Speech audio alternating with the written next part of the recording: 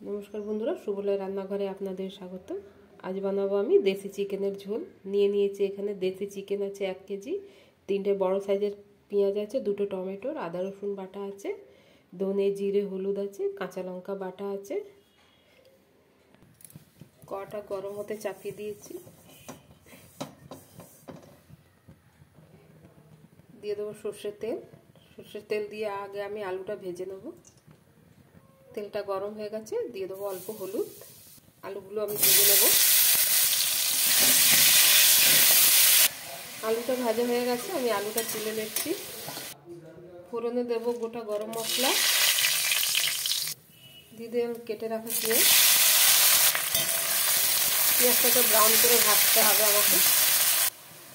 দেবো আদা রসুন বাটা, দিয়ে দিলাম জিরে গুঁড়ো, হলুদ গুঁড়ো, ধনে গুঁড়ো, কাঁচা লঙ্কা বাটা, দিয়ে দেবো কেটে রাখা টমেটো, দিয়ে দিলাম স্বাদ মতো লবণ। আর মশলাটা কষানো হয়ে গেছে, দিয়ে দিলাম চিকেনটাকে ভালো করে কষাবো। চিকেনটা ভালো করে কষানো হয়ে গেছে, দিয়ে দেবো গরম জল।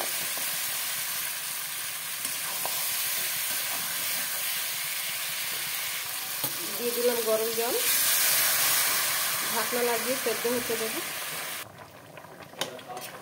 দিয়ে দেবো ভেজে রাখা আলু।